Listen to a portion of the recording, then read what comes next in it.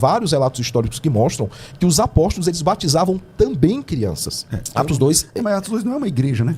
Mas há uma multidão ali reunida. Mas não é igreja, né? Mas há uma multidão reunida ouvindo ensinamentos ali. Verdade. E a possibilidade de filhos estarem acompanhando os pais é muito grande.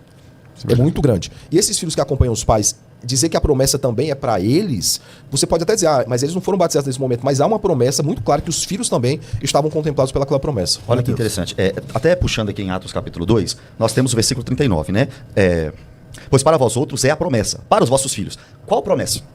Qual promessa? Qual foi a promessa? A promessa de Joel, a profecia de Joel. Então, Atos capítulo 2 também, no versículo 17, é a promessa. Essa promessa de Atos 2,17 abrange os filhos. Qual?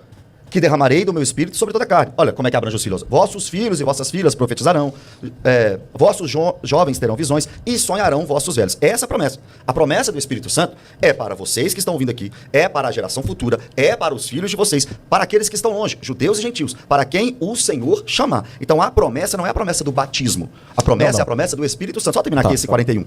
A prova de que, primeiro, a promessa é o Espírito Santo e não o batismo é Atos 2,17. Mas também Atos 2,41, que o texto diz assim, olha, na sequência do 39, né? Então, os que lhe aceitaram a palavra foram batizados. Logo depois de Pedro falar assim, ó, vocês estão como alvo da promessa. O filho de você também é alvo da promessa. Tá. Quem foi batizado? O alvo da promessa? Não. Quem foi batizado no 41 é aqueles que aceitaram a palavra. Esses foram batizados. E o debate nosso aqui não é se a criança faz parte da aliança ou do pacto. Não. Eu compreendo que as crianças podem sim fazer parte do pacto, podem sim fazer parte da aliança. Esse não é o ponto aqui. O ponto aqui é se elas podem ser batizadas.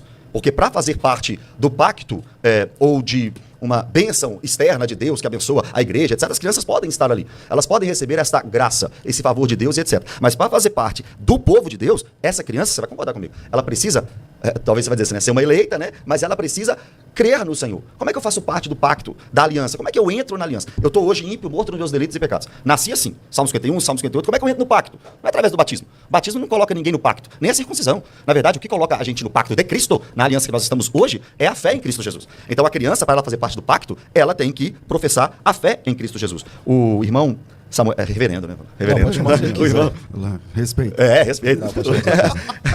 O reverendo, ele falou uma coisa muito legal aqui, olha, não temos texto de bebê e nem de pessoas que cresceram na família cristã e foram batizadas. É verdade. Nós não temos nem o de bebê. E é um bom argumento, hein? Porque a gente fala assim, mostra um bebê sendo batizado. Fala assim, não tem. Agora mostra o contrário também. Que não tem. É verdade. É um ponto positivo para ele. Porque ele diz assim, olha, nós não temos texto de bebê. Não temos. Aí é um ponto positivo para mim. Só que agora o ponto positivo para ele. Nós também não temos pessoas que cresceram na família e depois foram batizadas. Também não temos. Então vamos para o que temos. Então vamos para o que temos, porque senão nós vamos ficar na inferência. Não tem de bebê? Não tem. Não tem de gente crescendo? Também não tem. Então vamos para o que temos. O que temos é, todos que passaram pelo batismo, todos, sem exceção, primeiro creram. Então, deixa eu colocar. Tem implicação, pastor, por uma questão muito simples. A minha intenção é mostrar que não há adultos passando por isso, que cresceram no lar cristão e passaram por isso, é mostrar que a inferência é dos dois lados. Nós temos de fato um ponto de contato que é o quê? Aqueles que creram foram batizados. Isso é um ponto de contato que nós temos. Mas e os demais da casa, né? A discussão é essa. Se você chegar e disser assim, mas tinha necessidade de ser batizado quando crescesse. Nós não temos um exemplo mostrando isso. E aí a gente tem que ir para o que é mais lógico. A inferência mais lógica, ela deve prevalecer. Qual é a inferência mais lógica? Uma igreja que é majoritariamente judaica, uma igreja que tem princípios judaicos, alguns são abolidos no Concílio de Jerusalém, Atos 15, eles querem ir além, eles querem que obedeça a lei de Moisés, eles querem que passe fisicamente pelo rito da circuncisão e eles falam, não é por aí porque a salvação não se dá por obras, mas pela graça de Deus. Mas há algumas coisas que não foram necessárias serem abolidas por quê? Porque faziam parte do DNA da igreja. Por exemplo, eu concordo com você que a promessa ele está se referindo a Joel, mas perceba, ele está dizendo que sobre os filhos também recai essa promessa, inclusive de sonhar, visões, ele trabalha em faixas etárias lá e todas estão contempladas, mas a consequência dessa promessa é um rito visível que é o batismo. Por isso... Mas quando o texto diz assim, porque a promessa diz respeito a vós, vossos filhos, que promessa é? Não, a promessa é daquilo que vai acontecer em Joel, e aí a discussão é se aconteceu plenamente, se não aconteceu. Mas é o Espírito Santo ou o batismo?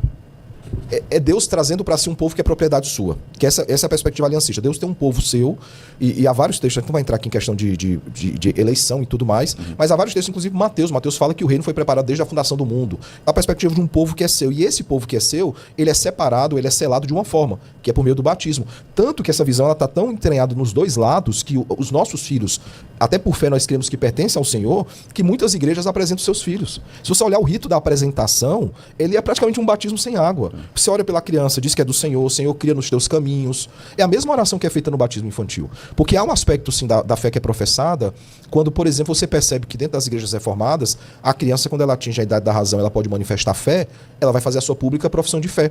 E os votos que os pais fizeram, os mesmos votos, ela irá repetir Mas o diante da adulto não igreja. precisa fazer. O adulto que se converte adulto... Eu me converti agora, eu era do mundo. Eu me Tá, vamos converti lá. hoje. Aí eu não preciso fazer profissão de fé depois, só no Batismo batismo. e profissão de fé, você Então, faz os assim, dois. no batismo eu faço os dois. A criança não só faz o batismo. Não, a criança faz os dois também.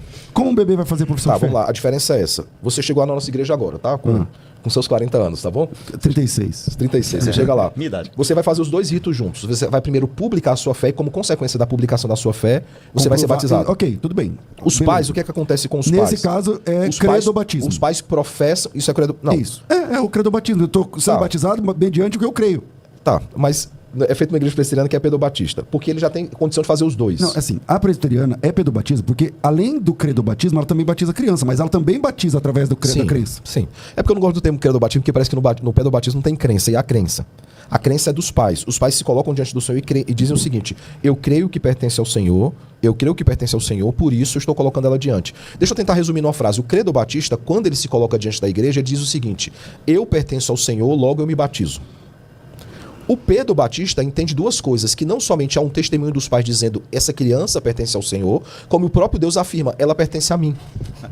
E aí o que acontece? Quando essa criança ela cresce, ela vai chegar diante da igreja e vai dizer: aquela promessa que os meus pais fizeram, aquele voto, aquela aliança, de fato se cumpriu, porque hoje eu estou para aqui para falar publicamente que eu creio nesse Deus. Mateus. Talvez eu fale agora um pouco diferente dos credobatistas, talvez que você já conversou e tal, debateu também, né, esse assunto e tal. Só que eu não entendo que o batismo é uma... Vamos dizer assim, é uma marca de quem crê, por exemplo. É uma ordem obedecida por quem crê. Mas o que coloca a pessoa na aliança com Deus é a fé, não é o batismo. Compreende? Então eu compreendo que o batismo é um mandamento. Você tem que batizar, porque a Bíblia está mandando. Né? Sempre que possível, né? Claro, sempre possível. Por quê? Porque é um símbolo de arrependimento, é um símbolo de fé. Olha a palavra que eu estou usando, símbolo. Eu compreendo que seja um símbolo. Eu acho que seja algo externo, concordo com isso, que nós praticamos como um mandamento. Assim como o mandamento não minta, assim como o mandamento não roube, é um mandamento do Senhor. Mas agora, aí é outro debate, porque ele vai ser... meio de graça, meio de graça. Fundamentalista. Isso aí tem ponto de contato. Tá. Para nós é sinal o selo. Isso, então assim, aquela frase que você falou no início, que é bela, não vamos colocar poder no batismo que ele não tem. Então eu compreendo que o batismo é apenas assim, um símbolo dentro de um mandamento. Creio também, concordo com você que Deus tem um povo só. Concordo com isso. Tem gente que diz, né? Ah, não, o povo de Deus começou em Abraão. Meu Deus, como assim? Melquisedeque, e Noé, e Sete, Adão, né? e Enos, e Adão, e etc. Então, o povo de Deus começa no Éden, né? E vai terminar, aspas aqui, lá no novo céu, na nova terra, um povo só. Concordo plenamente com isso. Agora, perceba, fé dos pais, aí me complica um pouco. Porque tenho certeza absoluta que você não crê, por exemplo, na maldição hereditária. Não. Você não crê na maldição hereditária. Eu também não. Mas você também não pode crer na bênção hereditária. Porque isso quebra a depravação total, por exemplo. Essa criança que nasce num lar crente, ela precisa ser convertida.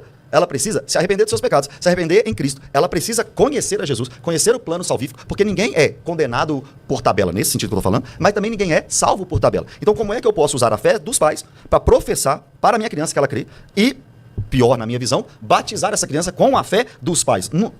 Eu não posso fazer isso. Como nós estamos aqui tratando desse assunto que é muito delicado, eu queria sugerir que a gente fugisse das inferências. Vamos fugir das inferências e vamos ficar com o que a gente tem. Eu não tenho texto de criança que cresceu e foi batizada depois. Eu não tenho. Você não tem de bebê. Não tem. Então o que a gente tem? O que a gente tem são pessoas sendo batizadas. Opa, qual é o modo operante quando as pessoas são batizadas? Todos. Crê e depois é batizado. Essa questão da casa, posso entrar aqui mais um ponto? Pode. Essa questão da casa é muito interessante. Será que, pelo texto falar que as casas foram batizadas, será que crianças estavam lá? Olha só, 1 Coríntios capítulo 1, a partir do versículo 16. Batizei também a casa de Estéfanas. Além destes, não me lembro se batizei algum outro. Primeiro, Estéfanas estava aqui em Corinto, capital da Acaia. Não tem nada a ver muito assim com o costume judaico de ter muitos filhos em casa, etc. Aliás, um israelita que não tinha filho era Jefité. Jefité não tinha criança em casa. Então, é possível que não tenha crianças mesmo na casa de judeus. Agora, aqui na capital da Acaia, Corinto, Paulo está dizendo que batizou uma casa, a casa de Estéfanas. Tem criança aqui? O texto não diz. E aí é a área de vocês. Mas não existe nenhum léxico que vai dizer casa, significado, lugar que tem crianças. É claro que não. Agora, olha essa casa de Estéfanas, varão. Olha o que tinha na casa de Estéfanas. 1 Coríntios, capítulo 16, versículo 15. Paulo, na mesma carta que diz que batizou a casa de Estéfanas, vai falar de novo sobre a casa de Estéfanas. E olha o que ele diz sobre a casa de Estéfanas, no capítulo 16, versículo 15. E agora, irmãos, eu vos peço o seguinte: sabeis que a casa de Estéfanas são as primícias da Acaia, talvez os primeiros convertidos. Agora olha aqui, olha a casa dele, varão. E que se consagraram aos serviços dos santos. A casa de Estéfanas tem pessoas que se consagraram ao serviço dos santos. Como é que bebê se consagra aos serviços dos santos? Tinha bebê diácono? Não, tinha que ser cheio de sabedoria, cheio do Espírito Santo, entendeu? Então eu acredito que essa questão de colocar casa para a inferência de que tem bebê, primeiro, lá em Corinto não é Israel. E depois também nós temos a casa de Estéfanas trabalhando para o Senhor. Como é que bebê trabalha para o Senhor servindo os santos? Tá, mas vamos lá. A gente tem a casa de Estéfanas que não impede em momento algum, e não é consecutivo o relato, né? Ele abre a carta dizendo que a única casa que ele lembra de ter batizado era a casa de Estéfanas, e não quer dizer que no momento que ele conclui a carta, esse batismo acabou de acontecer. Então pode haver um lapso de tempo aí entre o momento que ele batizou, que ele está rememorando, a prática da casa de fato batizada, tá? Essa é a primeira questão. Há uma inferência de novo, uma inferência. Mas a sua também é uma inferência. Não, mas não tem como falar faixa etária, mas olha aqui, pastor. pastor, com todo respeito, assim, será que é inferência mesmo? Porque aqui está dizendo, batizei a casa de Estéfanas, não é inferência, é texto. Aí texto do 16, versículo 15 diz, a casa de Estéfanas serve os santos. Mas a inferência que eu digo para você é você dizer que o batismo da casa de Estéfanas ele aconteceu num dia e no outro consagrou. Sim. Mas aí também é uma questão, por exemplo, você pode dizer, eu e minha casa serviríamos ao Senhor, não pode? Não. Não pode? Não posso. É porque a casa serviremos é uma palavra cultica lá, né? Não, eu e a minha casa serviremos ao Senhor. Na verdade, é uma decisão de Josué. Vocês decidem. Ou Deus os amorreus, ou os além do Eufrates. Na minha casa que está decidido. Eu e minha casa Mas ele serviremos decidiu, inclusive, pelos filhos. Não, claro, sem dúvida alguma. Então, mas você pode falar isso pelos seus filhos? Eu posso decidir que na minha casa será uma casa consagrada a Deus. Isso eu posso. Eu não posso falar que os da minha casa, eu tenho um filho de 3 anos. Eu não posso falar que o meu filho é um crente no Senhor Jesus. Isso eu não posso falar. Eu não posso falar por ele. Mas ele pode dizer que crer. ele faz parte da aliança? Ele nasceu em pecado. Eu compreendo, ele nasceu em pecado. Tá. Quem herda o pecado de Adão faz parte da aliança? Ou ele precisa converter para fazer Claro, parte? isso Então aí. o bebê não faz parte da aliança. Então, mas vamos lá. Eu perguntei essa questão da criança por uma questão bem simples. E aí é claro que eu sei que eu não estou fazendo julgamento nem nada aqui. Por exemplo, no Concílio de Cartago, em 418, o batismo infantil foi reafirmado. Sabe qual foi a pauta do Concílio de Cartago? Pelagianismo. Pelágio era contra o batismo infantil. Veja, você tem alguém que é contra tudo que a gente crê, porque eu creio que você é calvinista assim como eu, depravação. O povo tá falando que eu sou calvinista. Eu não sou calvinista não, César. Você tem alguma Não, você dúvida? é calvinista. Eu não tenho dúvida nenhuma. Sobre isso eu não tenho dúvida. Mas Eu Pelágio... vim aqui para descobrir, mas Pelágio não era calvinista, ele era sinergista. Ou flertava com outro tipo de sinergismo para não ser anacrônico aqui. Pelágio ele era contra o batismo infantil, ele era um dos pais da igreja que era contra o batismo infantil. Eu estou dizendo que uma coisa não é necessariamente consequência da outra. Eu creio que meu filho faz parte da aliança, não quer dizer que eu descreia da depravação total. Mas Tá? seu filho de 2 meses hoje. Hoje ele é um depravado ou hoje ele é um crente no Senhor Jesus? Todos, se ele morre sem Cristo, ele vai para o inferno. E ele pode se ele ser morre batizado? sem Cristo, porque Ele aí eu pode ser vou entrar na batizado? questão de dote, né? Mas ele pode ser batizado? Eu entendo que seu sim. Filho de 2 meses faz parte da aliança ou não? Faz, eu creio que sim. Eu creio que ele faz parte, toda a minha casa faz parte da Sendo aliança. degravado. aí enrola pro calvinismo, né? Porque se ele é da aliança, então ele não perde, né? Não, ele não perde. Eu entendo, sinceramente, creio que toda a minha casa faz parte da aliança. Por quê? Porque eu volto a dizer, é o que eu tô falando, não é uma coisa... Então, mas se todo crente tem essa fé,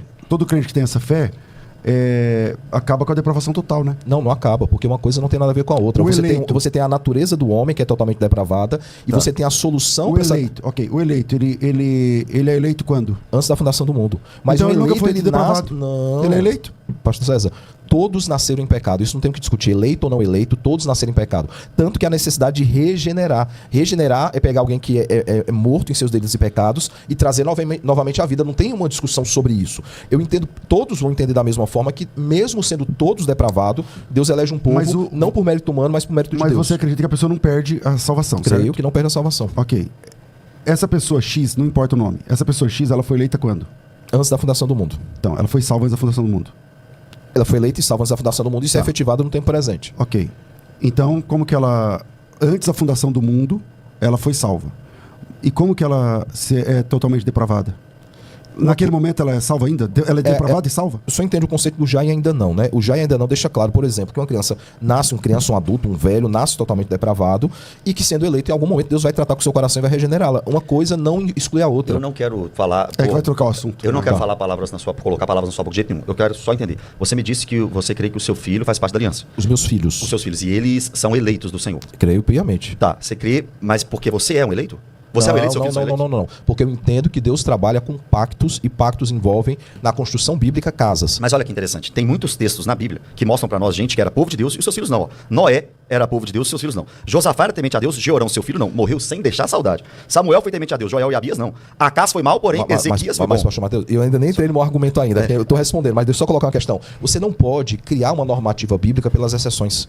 Porque eu vou citar outros N casos de pessoas que estiveram na aliança o tempo inteiro. Então isso já é um ponto a meu favor. Então, se tem pai crente, pode ser que o filho seja crente. Claro, nem todos os então, são de fato israelitas. Aqui, até falando do meu também, para não falar do seu. Então pode ser que o meu filho não seja da aliança, mesmo eu sendo um crente. Mas você... Pode ou não pode? Pode, então isso pode ser acontecer. que seu filho não seja da aliança. Mas eu creio piamente que ele é. No caso dele não No tá. caso entendeu? Não, então gente, pode. No meu...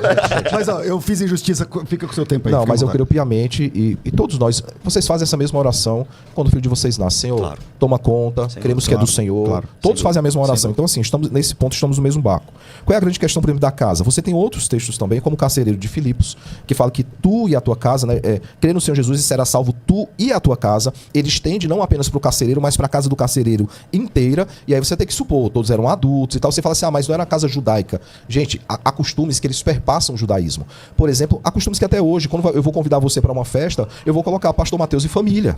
Porque isso é uma perspectiva de casa. A perspectiva de casa é que o convite não se estende apenas para aquele que é o cabeça da casa, se estende para toda a sua casa. E aí você vai ter, por exemplo, o texto, e eu estou curioso para ver a questão da circuncisão, você vai ver a circuncisão sendo colocada aqui, e essa circuncisão ela poderia ter sido colocada para adultos. Haviam adultos naquela casa de Abraão. Abraão era um adulto, o filho dele, Ismael, já era adulto, ou caminhava para a maioridade, mas dentro da perspectiva judaica já era um adulto, mas ele resolve colocar a circuncisão que apontava para o selo da aliança, na chamada antiga administração da aliança, ele coloca a circuncisão especificamente para crianças de 8 dias. Isso, inclusive, gera um debate em Cartago também. Por quê? Porque traz um questionamento dizendo o seguinte, a gente pode batizar a criança antes do 8º dia, porque a perspectiva da circuncisão é o 8º dia. Por exemplo, eu citei o Pelágio, né? Tem um pai da igreja que ele é contra o batismo infantil, e eu concordo com o senhor que não era unanimidade, havia alguns contra. Mas, por exemplo, Tertuliano, ao se colocar contra, ele diz o seguinte: os batismos infantis não devem continuar. Para se colocar contra alguma coisa, essa coisa tem que existir. Então, Tertuliano, ele se coloca contra uma prática da igreja, coloca-se, mas ele coloca contra uma prática que já existia. Aí a pergunta é, de onde os pais da igreja, que são de 2º século, 3º século, 4º século, de onde eles tiraram essa prática? Muitos deles, discípulos de primeira geração, como, por exemplo, Policarpo de Esmirna, que foi aluno de João. Ele aprendeu com quem essa prática? Ele tirou da cabeça dele? Isso surgiu na cabeça dele? Não. Há vários relatos históricos que mostram que os apóstolos, eles batizavam também crianças. Eu não lembro de Policarpo quanto ao batismo infantil, mas de fato ele era discípulo de João.